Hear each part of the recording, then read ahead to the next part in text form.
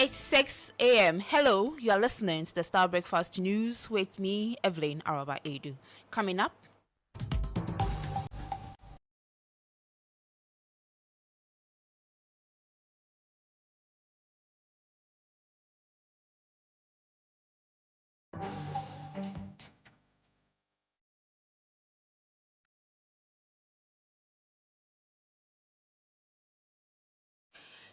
up, banking consultant Dr. Richmond Etuahini downplays proposal by NPP flag bearer Dr. Baumia to set up a minerals development bank to support small-scale miners to increase Ghana's gold reserves to back the city.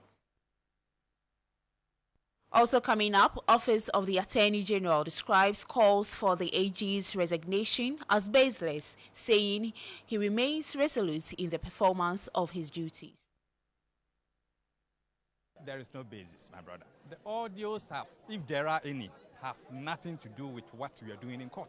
And the judge yesterday made it known to all of us that what we are doing in court is different from what we are doing in the public space. That's politicking. Later in the bulletin, 4 non-profit institutions and founding partners kickstart program to reduce Ghana's graduate unemployment with emphasis on females. Details are coming up shortly. Please stay. Star News is coming to you live on Ultimate 106.9 FM in Kumasi, Empire 102.7 FM in Takrady, Zeps 95.9 FM in Zebila, Nissim 100.1 FM in Lamshao, My Star Radio in the USA. Also live on Facebook on Star 1035 FM and on starfm.com.gh around the world. This is Star 103.5 FM. Star News. Informed, in depth, in touch. Now in details, a banking consultant, Dr. Richmond Etuahini, says Ghana does not need another institution to support mining in the country. It follows proposal by the NPP's flag bearer, Dr. Mahmoud Baumia, to set up a minerals development bank to support small-scale miners to increase Ghana's gold reserves in order to use gold to back the cedi as a means to curb the depreciation of the local currency. Listen to Dr. Mahmoud Baumia. And so this is a major change that I want us to bring in to look at the management of our natural resources and look at how we can accumulate gold to back our currency and increase our reserves. And that is where I believe Ghana should be going. And these small-scale miners, we will essentially support them. And this is why I want to establish a minerals development bank. A minerals development bank to help our mining sector. We don't only have gold, we have lithium and all other things. Well, in reacting to this, Dr. Etuahini cited similar institutions set up for the various sectors and the impacts realized from same. According to him, Ghana does not need a minerals development bank. I don't think Ghana needs another institution to talk our minds. I think they should really be thinking about the environment. And again, setting up a new bank, I have a different view about it. Dr. Kwame Nkrumah said, agree. We are destroyed. He came with a NIB and a champon, sort of a bank for housing and construction. Social Security Bank, go and ask the history of it. It's all because we said development banks, we don't even know what we have to do with it. And so, for me, I beg to differ, especially when it comes to development bank like mining bank. I completely with them. Because, number one, we encourage distraction environment, and which we are destroying it. They should take it for a joke. Because I've traveled far and long in this country, and I know what a degradation is. So, for me, I don't support those ideas. So, I don't even want to speak about. Still on the cedi's depreciation, the founder of Ghana Union Movement has advocated long-term policies to stabilize the cedi experiencing a sharp decline against major trading currencies over the past month. Experts have predicted the depreciation can get worse, with the cedi selling at 20 cedis by the end of the year if the status quo remains. But speaking to Starr News, Reverend Dr. Christian Kwabena Andrews attributed this decline to the country's heavy reliance on imports and foreign nationals, increasing the control of the economy. Nothing will change as far as city representation is concerned, because we have the China people here. They are doing drinks, cooking food, opening restaurants, opening a small trade markets and the others, competing with our people. And when they get the money, they change it to dollars, then they send to their hometown. Now, if they have even got the chance of even getting Tema fishing harbor, you see Chinese man putting a school bag behind him, going to a fishing harbor, he's sending gold and dollars to the people, send it to my hometown for me. You see, they don't even send it through the air, neither would they send it through the bank for us to get anything out of it. So all these chances that we are giving to them, I don't think that all these foreigners are here changing money, sending them to their country, changing money, sending to their country. Definitely, this thing is going to happen. I saw in the social media, somebody was saying that maybe by getting the year, we will hit about 20 cedi for $1. It might be more than that, because everybody is looking for $1 to import. We are not producing anything. Everything that we have in Ghana, clothing, what we eat, the meat, the fish, and everything, we import them.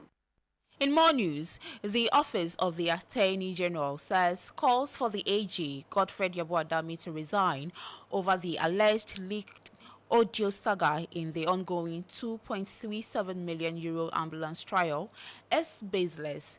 The NDC on Tuesday made public an audio tape which they say implicates the Attorney General, speaking to coerce the third accused in the ongoing trial, Richard Japa, to bear false testimony against Minority Leader Dr. KCL Atuforsen, who is the first accused in the trial. The NDC called for the immediate dismissal of the AG, but reacting to the calls, Deputy Attorney General Alfred Chiai Yabua said the calls for resignation and dismissal are unfounded. It's not confirmed. That's the first thing.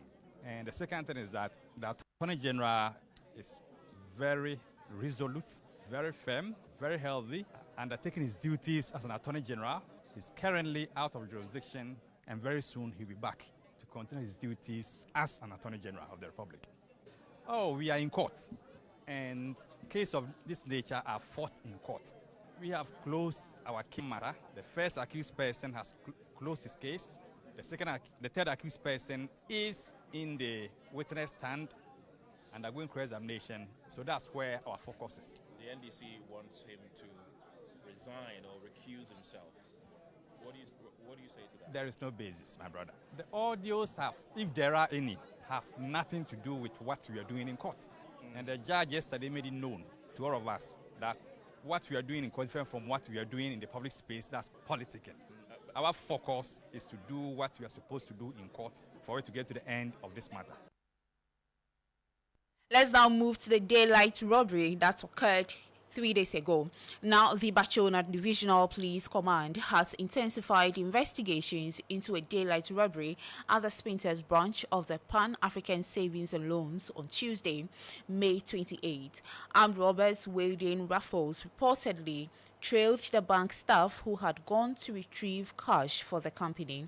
The robbers made off with an undisclosed amount of money in front of the bank.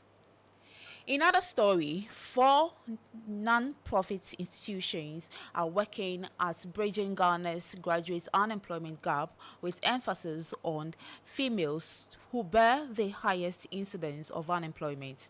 A Ghana remote and online work program code-named GROW is set to give 40 young women in the Ashanti region demand-driven skills needed to secure sustainable tech-driven jobs. The coalition hopes these initiatives will help reduce Ghana's ballooning unemployment rates while offering economic empowerment to females. Ultimate News, Ivan Hitcoats Fumado has more. Global labor watchers predict that the future of work will be largely tech-driven. Unfortunately, the participation of females in this sector remains largely disproportionate. Favor Obami, a young graduate, fears the situation leaves several women disadvantaged. I generally always felt like, in Africa we've been a bit behind, even though some of those initiatives are being made to create equity for more women, because specifically they mentioned they would have childcare and stuff, which we know is one of the major hindrances for women in the workspace. The Ghana Statistical Service indicates that while the number of unemployed youth between 15 and 35 hit 1.3 million in the first 3 quarters of the year 2023, more females were comparatively jobless. The Ghana Remote and Online Work Program, spearheaded by Not-for-Profit Generation and the MasterCard Foundation, is responding to this challenge with a focus on training 40 young female graduates for better job prospects in the IT field. So this particular program is focused on digital marketing, especially around social media management, SEO, and co. And we're equipping them in a way that they can work remote or source for remote and online opportunities, either full-time or in a freelancing capacity. My niche, the one that I would excel at, and then have gained enough skills to make it profitable, be successful. It's good to bring out that potential. I can say the monetary aspect is my main, making money out of something I know I can do, I think. The curriculum of the project, developed with support from Mest Africa, entails both in-session trainings, remote classes, and job experience internships. Reporting from Kumasi, for Starr News, Ivan Heathcote Fumado, Ultimate FM.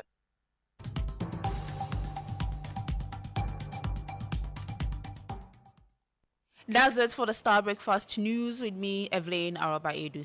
Stay tuned for the Morning Star with Francis Alban. Have a good morning.